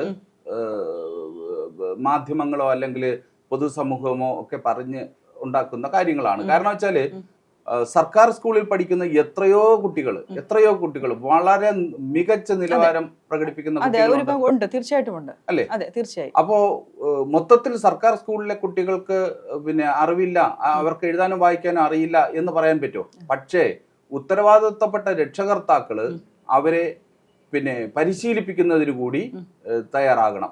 കാരണം വെച്ചാൽ ഇപ്പോ സ്കൂൾ സമയത്ത് മാത്രം അവനെ ക്ലാസ്സിൽ പഠിക്കുന്നത് മാത്രമല്ല വിദ്യാഭ്യാസം. വീട്ടിൽ വന്നെത്തിയാൽ ആ കുട്ടി എഴുതുകയോ വായിക്കുകയോ ചെയ്യുന്നുണ്ടോ എന്ന് നോക്കാനുള്ള ഒരു മനസ്സുകൂടി രക്ഷകർത്താക്കൾക്ക് ഉണ്ടാകണം, അല്ലേ? അല്ലെങ്കിൽ അവരെ പഠിപ്പിക്കാനുള്ള അറിവ് നമ്മൾ നേടിയിരിക്കണം. ഇപ്പൊ സ്വകാര്യ സ്കൂളിൽ പഠിക്കുന്ന കുട്ടികൾക്ക് അറിയാലോ, കുറച്ച് മെച്ചപ്പെട്ട വീട്ടിലെ കുട്ടികളായിരിക്കാം. അവിടെ അച്ഛനും അമ്മയും ഒക്കെ കുറച്ച് വിദ്യാഭ്യാസപരമായി മുന്നോക്കാവസ്ഥയിലുള്ള ആൾക്കാരായിരിക്കാം. ആ കുട്ടിയുടെ പഠന കാര്യങ്ങളിൽ കൂടുതൽ ശ്രദ്ധിക്കുന്ന ആൾക്കാരായിരിക്കാം. അതുകൊണ്ട് സ്വാഭാവികമായിട്ട് ആ കുട്ടികൾക്ക് എഴുതാനും വായിക്കാനും ഒക്കെ അറിവുണ്ടായി എന്ന് വരാം. ആ കുട്ടികളെ നമ്മൾ തള്ളിക്കളയുന്നില്ല. പക്ഷേ സർക്കാർ സ്കൂളിലെ കുട്ടികൾക്ക് അറിവില്ല, അല്ലെങ്കിൽ അവന് എഴുതാനും വായിക്കാനും കഴിയില്ല എന്ന് പറയുന്നത് ശരിയാണോ? ഈ സർക്കാർ സ്കൂളിൽ പഠിച്ചിട്ടുള്ള എത്രയോ ആൾക്കാര് നമ്മുടെ ഉന്നത സ്ഥാനങ്ങളിൽ നേതൃത്വം വഹിക്കുന്നുണ്ട്. ഞാൻ ഈ മെജോറിറ്റി അല്ല പറഞ്ഞത്. അതായത് കുറച്ചെങ്കിലും കുട്ടികൾക്ക് 10ാം ക്ലാസ് എത്തുന്ന സമയത്ത് പോലും അവർക്ക് കൂട്ടി വായിക്കാൻ പോലും അറിയാത്ത കുട്ടികൾ 10ാം ക്ലാസ് വരെ പഠിക്കുന്നുണ്ട് എന്ന് കേട്ടിട്ടുണ്ട്. ഇങ്ങനെ പറഞ്ഞു തന്നെ ഞാൻ കേട്ടിട്ടുണ്ട്. അതാണ് ഞാൻ ചോദിച്ചത്. ഗവൺമെന്റ് സ്കൂളുകളിൽ ഒരുപാട് പ്രവർത്തനങ്ങളുണ്ട്, ഒരുപാട് ക്ലബ്ബുകള്. കുട്ടികൾ ആ പല കാര്യങ്ങൾക്ക് പോകുമ്പോൾ അവര് അവരുടെ ഒരു വിഷയം, ഇപ്പൊ മലയാള വിഷയം എന്ന സാധനം പഠിക്കാനായിട്ട് അവർക്ക് സമയക്കുറവ് വരാം. കാരണം വെച്ചാൽ അവർക്ക് ഒരുപാട് കാര്യങ്ങളിൽ ഏർപ്പെടേണ്ടതായിട്ടുണ്ട്, എല്ലാ വിഷയങ്ങളും പഠിക്കേണ്ടതായിട്ടുണ്ട്. അപ്പോൾ സ്വാഭാവികമായിട്ടും ആ കുട്ടിയല്ലേ, കുട്ടിയുടെ പ്രായമല്ലേ, മാനസികമായിട്ട് തളർന്നുകൊണ്ടായിരിക്കാം, അവൻ കൂടുതൽ ഉറങ്ങുന്നുണ്ടായിരിക്കാം. അതിലൊക്കെ അവന് പിന്നോക്കാവസ്ഥ സംഭവിച്ചു പോകാം എന്ന് കരുതിയിട്ട് ഒരു കുട്ടിയും ഇപ്പോ എഴുതുന്ന ഒരു കുട്ടി മാത്രമേ മികച്ച കുട്ടിയുള്ളൂ, അല്ലേ? വായിക്കാനും എഴുതാനും അറിവുണ്ടെങ്കിൽ മാത്രമേ അവൻ മികച്ച കുട്ടി എന്നുള്ള ഒരു ഇതില്ലല്ലോ. അവനിലുള്ള കഴിവുകൾ, അവനുള്ള ശേഷി എന്താണ് എന്ന് കണ്ടെത്തേണ്ടത് അവന്റെ അധ്യാപകർക്കും രക്ഷകർത്താക്കൾക്കും മാത്രമേ സാധിക്കുകയുള്ളൂ, അല്ലേ? അവന്റെ ശേഷി അവർക്ക് തിരിച്ചറിയാം. ഇപ്പൊ 10ാം ക്ലാസ് വരെ മികച്ച മാർക്ക് വാങ്ങുന്ന ഒരു കുട്ടിക്ക് മാത്രമേ ജീവിത വിജയം കൈവരിക്കാൻ സാധിക്കുള്ളൂ, അല്ലേ? ഇപ്പോ SSLCക്ക് 230 മാർക്ക് വാങ്ങിയ ഒരു വിദ്യാർത്ഥി പിൽക്കാലത്ത് അഭിമാനാർഹമായ രീതിയിൽ ഉന്നത വിദ്യാഭ്യാസം നേടുകയും ഡോക്ടറേറ്റ് എടുക്കുകയും ഒരു വിദേശ രാജ്യത്ത് വളരെ ഉന്നത സ്ഥാനത്തിരിക്കുന്നതും എനിക്കറിയാം, അല്ലേ? ഇന്ത്യയിൽ പോലും അല്ല, വിദേശ രാജ്യത്ത് മറ്റൊരു ഡിപ്പാർട്ട്മെന്റിൽ ജോലി ചെയ്യുന്ന കാര്യം എനിക്ക് നേരിട്ടറിയാം. പക്ഷേ SSLCക്ക് അവന് 230 മാർക്ക് നേടാനേ കഴിഞ്ഞുള്ളൂ. അപ്പൊ ആ കുട്ടി മനസ്സ് വച്ചു കഴിഞ്ഞാല്, ആ കുട്ടി എനിക്ക് ലക്ഷ്യപ്രാപ്തിയിൽ എത്തണം എന്നൊരു മനസ്സ് വച്ചു കഴിഞ്ഞാൽ എത്താൻ കഴിയില്ലേ? തീർച്ചയായിട്ടും അവിടേക്ക് എത്താൻ സാധിക്കും. നമുക്ക് വിദ്യാഭ്യാസ സ്ഥാപനങ്ങൾക്ക് വേണ്ടുന്ന എല്ലാ അടിസ്ഥാന സൗകര്യങ്ങളും നമുക്കിപ്പോൾ ഗവൺമെന്റിൽ നിന്ന് തന്നെ എല്ലാ കാര്യങ്ങളും നന്നായി കിട്ടുന്നുണ്ടോ സാർ ഇപ്പോൾ? ഗവൺമെന്റിൽ നിന്ന് സർക്കാർ സ്കൂളുകളൊക്കെ പഴയ കാലത്തല്ല ഇപ്പോ. അവിടെ അടിസ്ഥാന സൗകര്യം വർദ്ധിപ്പിക്കുന്നതിന് വേണ്ടിയിട്ട് സർക്കാർ ഏറ്റവും മുൻഗണനയാണ് കൊടുക്കുന്നത്. എല്ലാ അടിസ്ഥാന സൗകര്യം, ഇപ്പോൾ കമ്പ്യൂട്ടർ ലാബ്, ലൈബ്രറി, അതുപോലെ കുട്ടികളുടെ ഉച്ചഭക്ഷണ പരിപാടിക്ക് എല്ലാം അടിസ്ഥാനപരമായിട്ടുള്ള സൗകര്യങ്ങൾ വർദ്ധിപ്പിക്കുന്നതിന് വേണ്ടിയിട്ട് സർക്കാരും അല്ലെങ്കിൽ ജില്ലാ പഞ്ചായത്തുകൾ, ഗ്രാമപഞ്ചായത്തുകൾ എല്ലാം ഒത്തൊരുമയോടുകൂടി, അല്ലെങ്കിൽ MP, MLA തുടങ്ങിയ ജനപ്രതിനിധികളെല്ലാം തന്നെ സർക്കാർ വിദ്യാലയങ്ങളുടെ പുരോഗതിക്ക് വേണ്ടിയിട്ട് ആത്മാർത്ഥമായിട്ട് പ്രവർത്തിക്കുന്നുണ്ട്. അവര് വിദ്യാഭ്യാസ കാര്യങ്ങളിൽ അവർ യാതൊരു വിട്ടുവീഴ്ചയും ചെയ്യില്ല. പക്ഷെ അതിനെ നമുക്ക് ഒത്തൊരുമയോടുകൂടി ഇപ്പൊ സർക്കാർ അത്തരം അടിസ്ഥാന സൗകര്യങ്ങൾ ഉണ്ടാക്കിയാലും അത് നിലനിർത്തിക്കൊണ്ട് ആ സൗകര്യങ്ങളെ ഉപയോഗപ്പെടുത്തിക്കൊണ്ട് മുന്നോട്ട് കൊണ്ടുപോകേണ്ടത് രക്ഷകർത്താക്കളും വിദ്യാർത്ഥികളും അധ്യാപകരും ഒക്കെയാണ്. ഇപ്പൊ തന്നെ സർക്കാർ വക ധനം ഉപയോഗിച്ചുകൊണ്ട് ഒരു പൈപ്പ് സ്ഥാപിച്ചാൽ അടുത്ത ദിവസം അത് പൈപ്പ് അടിച്ചു പൊട്ടിക്കുന്ന സാഹചര്യമാണ് ഉള്ളത്, അല്ലേ? അത് സർക്കാർ ധനമാണ് നഷ്ടപ്പെടുന്നത്. വീണ്ടും സർക്കാർ പണം ഉപയോഗിച്ചാൽ മാത്രമേ അത് നന്നാക്കാൻ പറ്റുള്ളൂ. ഇത്തരത്തിലുള്ള നശീകരണ പ്രവർത്തനങ്ങൾ നമുക്ക് ധാരാളം കാണാൻ കഴിയുന്നുണ്ട്. അപ്പൊ അതൊക്കെ മാറിയാല് കുട്ടികളെ, അധ്യാപകര് മാത്രമല്ല, അധ്യാപകർക്ക് പറയാനും ഒരു പരിധി ഉണ്ടല്ലോ. വീട്ടിലെ രക്ഷകർത്താക്കൾ തന്നെ അതിനു വേണ്ടുന്ന ഒരു സമീപനം വിദ്യാർത്ഥികളോട് വിദ്യാലയത്തിൽ എങ്ങനെ പ്രവർത്തിക്കണം, പെരുമാറണം എന്നൊക്കെ ഉള്ള കാര്യങ്ങൾ വിദ്യാലയത്തിൽ എന്ന് മാത്രമല്ല, അവന്റെ വീടുകളിൽ, അല്ലെ, നാട്ടിൽ അവന്റെ കൂടപ്രവികളോട്, അല്ലെങ്കിൽ സമൂഹത്തിലുള്ള പെൺകുട്ടികളോട്, അല്ലെ, സ്ത്രീകളോട് എങ്ങനെ മാന്യമായിട്ട് പെരുമാറണം എന്നുള്ള ഒരു ക്ലാസ് വീടുകളിലാണ് കൂടുതലായിട്ട് എടുക്കേണ്ടത്, അല്ലെ? അവന്റെ അമ്മയെ സ്നേഹിക്കുന്ന ഒരു കുട്ടിയാണെങ്കിൽ, അവന്റെ പെങ്ങളെ സ്നേഹിക്കുന്ന ഒരു കുട്ടിയാണെങ്കിൽ സ്ത്രീകളോട് മാന്യമായിട്ട് ഇടപെടുകയുള്ളൂ, അല്ലെ? ഒരു ദിവസം അവന് ഇപ്പൊ തന്നെ കുട്ടികളെ ഉപയോഗിച്ച് നമ്മുടെ പല കച്ചവടങ്ങളും നടത്തുന്നുണ്ടല്ലോ, അറിയാലോ. അപ്പോ അതെല്ലാം തന്നെ നമ്മുടെ ശ്രദ്ധയിൽപ്പെട്ട് കഴിഞ്ഞാൽ രക്ഷകർത്താക്കള് അത് ഒരു നിയന്ത്രണം ഏർപ്പെടുത്താനായിട്ട്, അല്ലെങ്കിൽ അവരെ കൊണ്ട് ചിലപ്പോ കഴിയാത്ത സാഹചര്യമുണ്ട്, രക്ഷകർത്താക്കളെ കൊണ്ട് കഴിയാത്ത സാഹചര്യമുണ്ട്. പല പരാതികളും അധ്യാപകരായിരുന്ന അധ്യാപകരോട് അവർ ചെന്ന് പറയാറുണ്ട്. അധ്യാപകർക്കും പറഞ്ഞാൽ കേൾക്കാതെയുണ്ട്, പോലീസിനും പറ്റാത്ത സാഹചര്യങ്ങളുണ്ട്. ഇങ്ങനെ വല്ലാത്ത ധർമ്മസങ്കടത്തിലാണ് നമ്മുടെ സമൂഹം പൊക്കോണ്ടിരിക്കുന്നത്. അപ്പോ എങ്ങനെയാണ് അത് കൈകാര്യം ചെയ്യേണ്ടത് എന്നുള്ളൊരു കൃത്യമായൊരു മറുപടി നമുക്ക് പറയാൻ പറ്റാത്ത സാഹചര്യമുണ്ട്. അതോടൊപ്പം തന്നെ നമ്മളുടെ സ്കൂളുകളിലൊക്കെ ഇപ്പോൾ കുട്ടികളിൽ ലഹരിയുടെ ഉപയോഗം വളരെ കൂടുതലായിട്ട് വന്നുകൊണ്ടിരിക്കുന്നത്. തൊട്ടടുത്ത കടകളിൽ നിന്നൊക്കെ കുട്ടികൾ ലഹരി അടങ്ങിയ തരത്തിലുള്ള പദാർത്ഥങ്ങളൊക്കെ വാങ്ങി ഉപയോഗിക്കുന്നതൊക്കെ ഒരു വാർത്തകളൊക്കെ നമ്മളിപ്പോൾ കാണാറുണ്ട്, വാർത്തകളിലൊക്കെ നമ്മൾ അറിയാറുണ്ട്. എങ്ങനെയാണ് സാറിന്റെ സ്കൂളിൽ അതിനെതിരെയൊക്കെയുള്ള കുട്ടികളോടുള്ള പ്രവർത്തന രീതികളൊക്കെ വിശദീകരിക്കുന്നത്? നിലവിൽ എന്റെ വിദ്യാലയത്തിൽ അത്തരത്തിലുള്ള ഒരു പ്രവർത്തനങ്ങളില്ല.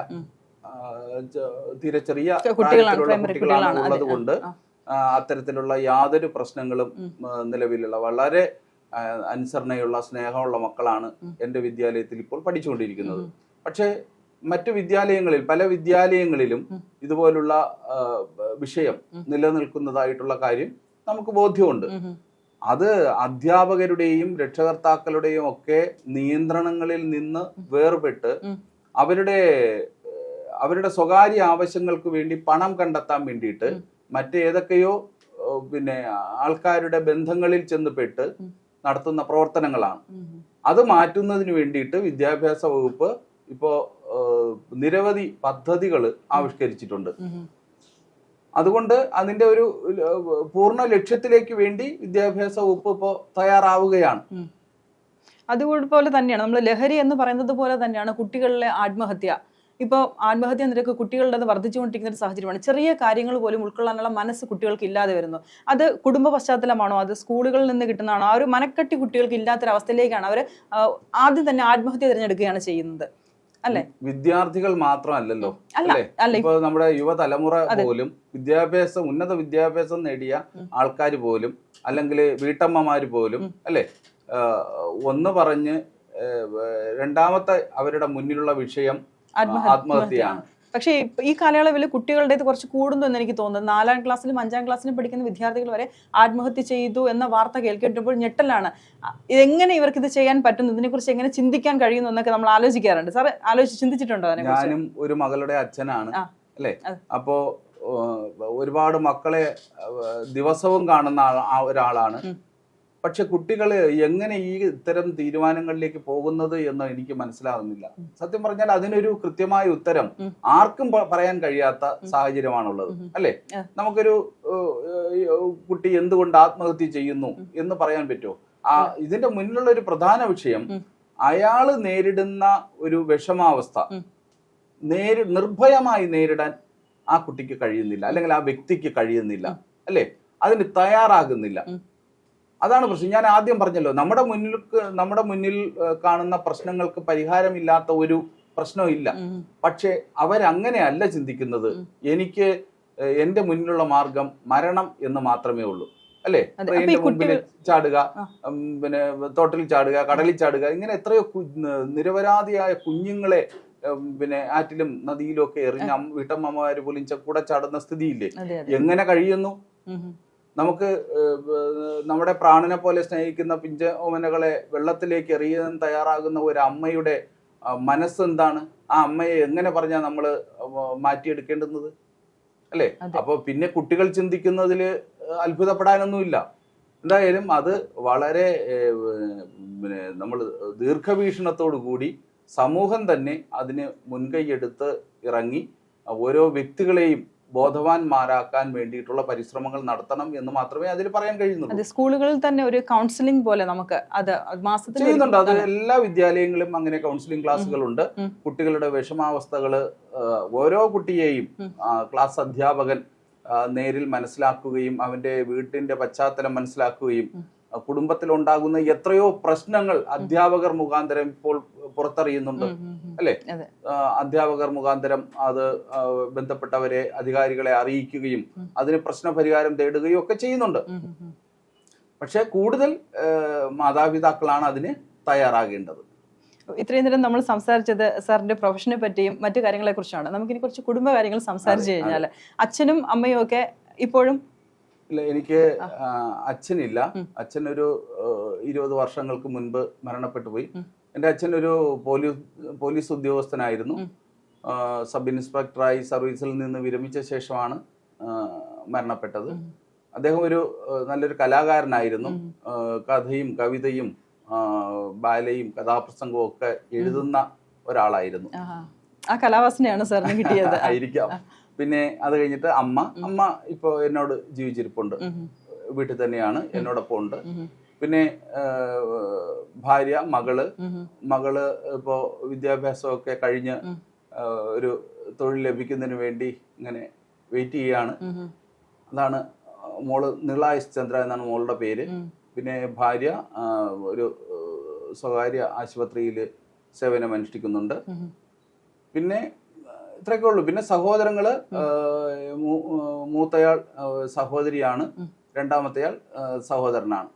കുടുംബത്തിൽ നിന്നും ഇങ്ങനെ ഒരു വൈകല്യം വന്ന സമയത്തുണ്ടായിരുന്ന പിന്തുണയൊക്കെ എങ്ങനെയായിരുന്നു? എല്ലാ കാര്യങ്ങൾക്കും കൂടെ ഉണ്ടായിരുന്നിരിക്കുമല്ലോ അല്ലെ സഹോദരങ്ങളും? എൻ്റെ കുട്ടിക്കാലത്ത് എന്നെ കൈപിടിച്ച് നടത്തുന്നതും എൻ്റെ എല്ലാ കാര്യങ്ങളിൽ കൊണ്ടുപോകുന്നതും എൻ്റെ ജ്യേഷ്ഠ സഹോദരനായിരുന്നു. അപ്പോഴ് അത് ഒരു ജ്യേഷ്ഠൻ അനുജൻ എന്നുള്ള ബന്ധത്തിൽ അങ്ങ് പോകുന്നു. അത് പിന്തുണയാണോ സ്നേഹമാണോ കരുതലാണോ എന്നൊന്നും അറിയില്ലല്ലോ. പിന്നെ ബന്ധുക്കളിൽ നിന്ന് അങ്ങനെയൊന്നുമില്ല, പ്രത്യേകിച്ച് അങ്ങനെ ഒരു, കാരണം 50 വർഷങ്ങൾക്ക് മുൻപുള്ള ഒരു കാലഘട്ടമാണല്ലോ അല്ലെ. ഇന്നത്തെ പോലെ പ്രത്യേകിച്ച് അങ്ങനെ ഒരു ഇതൊന്നും ഇല്ല. എല്ലാവരും അവരവരുടെ കാര്യങ്ങൾ നോക്കി ഇങ്ങനെ ജീവിച്ചു പോകുന്നു. പിന്നെ കാഴ്ചയില്ലാത്തതിന്റെ പേരിൽ ഒരു ദുരനുഭവം നമ്മൾക്ക് ഉണ്ടായിട്ടില്ല. കുടുംബപരമായിട്ട് അങ്ങനെ എനിക്ക് യാതൊരു ബുദ്ധിമുട്ടും. സാമൂഹ്യപരമായിട്ടും ജോലി സംബന്ധമായിട്ടും ഒക്കെ ഒരുപാട് ബുദ്ധിമുട്ടുകൾ ഉണ്ടായിട്ടുണ്ട്. മാറ്റി നിർത്തപ്പെടേണ്ടി വന്നിട്ടുണ്ടോ എപ്പോഴെങ്കിലും? എന്നെ മാറ്റി നിർത്തി, ഇതിന്റെ പേരിൽ എന്നെ മാറ്റി നിർത്തി എന്ന് തോന്നുന്ന എന്തെങ്കിലും അവസരങ്ങൾ ഉണ്ടായിട്ടുണ്ടോ? എൻ്റെ അധ്യാപന ജീവിതത്തിൽ തന്നെ എനിക്കൊരു ചതിവ് സംഭവിച്ചിട്ടുണ്ട്. എന്ന് പറഞ്ഞാൽ ഞാനൊരു ഐരൂപ്പാറ ഹയർ സെക്കൻഡറി വിദ്യാലയത്തിൽ സേവനമനുഷ്ഠിക്കുന്ന കാലഘട്ടം, അതായത് 2015 ആണ്ടിലാണ്. അന്ന് ഞാനൊരു ക്ലാസ് മുറിയിൽ പിന്നെ പഠിപ്പിച്ചു കൊണ്ടിരിക്കുകയായിരുന്നു. ഒരു കവിതാഭാഗമാണ് ഞാൻ പഠിപ്പിച്ചുകൊണ്ടിരിക്കുന്നത്. അപ്പോൾ 12 ബെഞ്ചുകൾക്ക് പുറകിലിരിക്കുന്ന ഒരു പെൺകുട്ടി, 11 വയസ്സുള്ള ഒരു പെൺകുട്ടി, ഒരു 7ാം ക്ലാസ് വിദ്യാർത്ഥിനിയാണ്. ആ കുട്ടി ഒരു കവിത വായിക്കാൻ, ആദ്യത്തെ 8 വരി വായിക്കാൻ വേണ്ടിയിട്ടാണ് എല്ലാ വിദ്യാർത്ഥികൾക്കും ഞാൻ നിർദ്ദേശം നൽകിയിരുന്നത്. അപ്പൊ ഈ കുട്ടിയുടെ ഊഴമെത്തി കുട്ടി എഴുന്നേറ്റ് നിന്നു. അപ്പൊ കുട്ടിയോട് വായിക്കാൻ പറഞ്ഞു.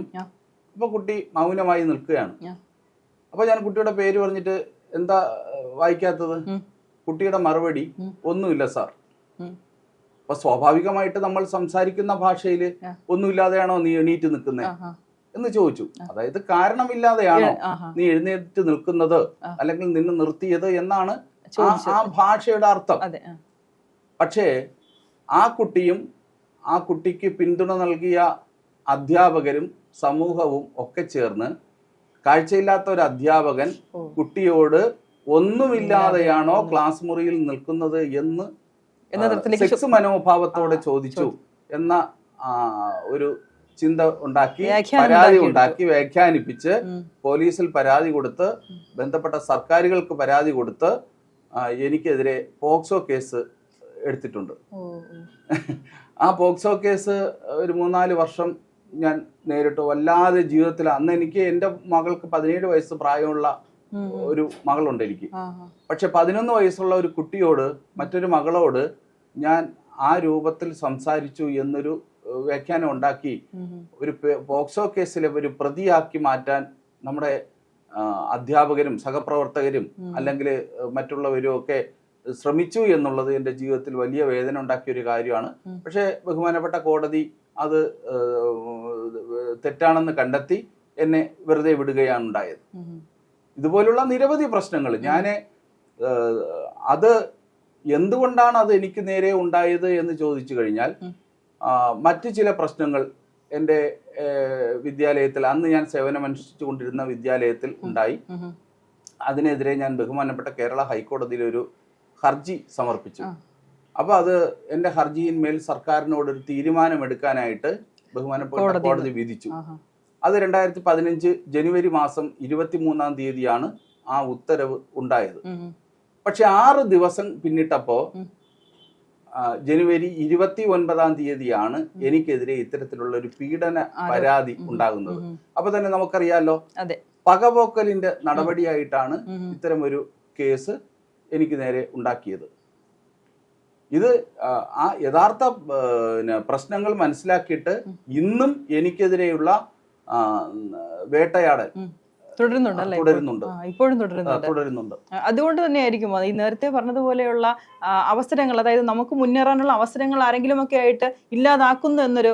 അതെ, എന്റെ സ്ഥാനക്കയറ്റം തടയാൻ വേണ്ടിയിട്ട് ഈ പ്രശ്നം കാരണമായിട്ടുണ്ട്. എന്റെ സ്ഥലം മാറ്റം അനുവദിക്കുന്നതിൽ ഈ കാരണം തടസ്സമായിട്ടുണ്ട്.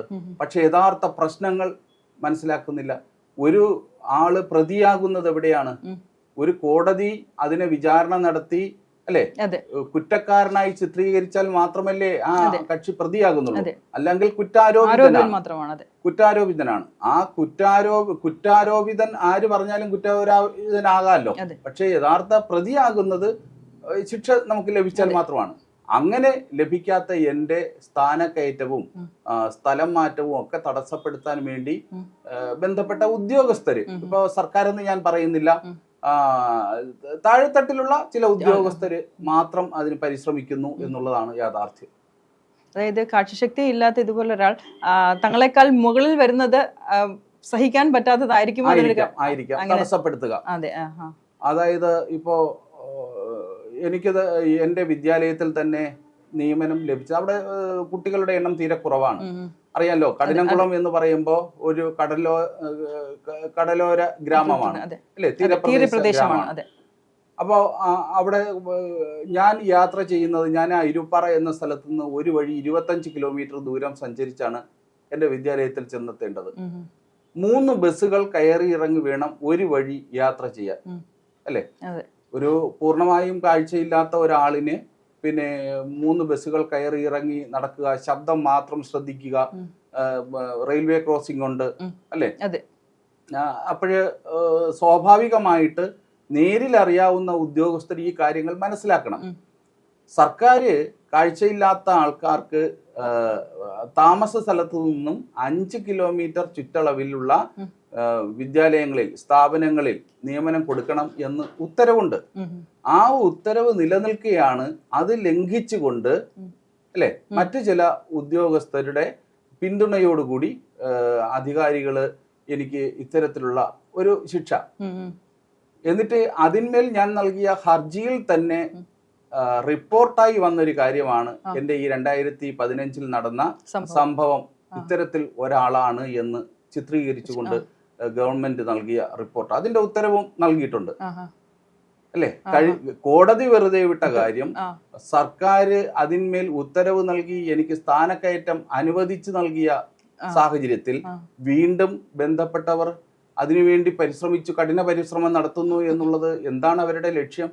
അതെ, അത് നിങ്ങൾ, അതായത് തങ്ങൾക്ക് മുകളിൽ ഇതുപോലൊരു ഭിന്നശേഷിക്കാരൻ ഉയർന്നു വരുന്നതിലുള്ള അതൃപ്തി തന്നെ ആയിരിക്കും, തീർച്ചയായും അത് തന്നെ ആയിരിക്കാം. പക്ഷെ ഇങ്ങനെയുള്ള എല്ലാ പ്രശ്നങ്ങളെയും തരണം ചെയ്ത് ഇത്രയും ഒരു ഇപ്പോൾ അലങ്കരിക്കുന്ന ഒരു പദവിയിലേക്ക് എത്തപ്പെടുകയും ഇനി ഇതിലും നല്ലൊരു പദവിയിലേക്ക് ആഗ്രഹിച്ചതുപോലെ തന്നെ കോളേജ് പ്രൊഫസർ എന്നൊരു രീതിയിലേക്ക് എത്തപ്പെടാനുള്ളൊരു എത്രയും പെട്ടെന്ന് തന്നെ അതും സാധ്യമാകട്ടെ എന്നുള്ള എല്ലാവിധ ആശംസകളും സാറിന് നേരുകയാണ്. Thank you. വളരെ സന്തോഷം.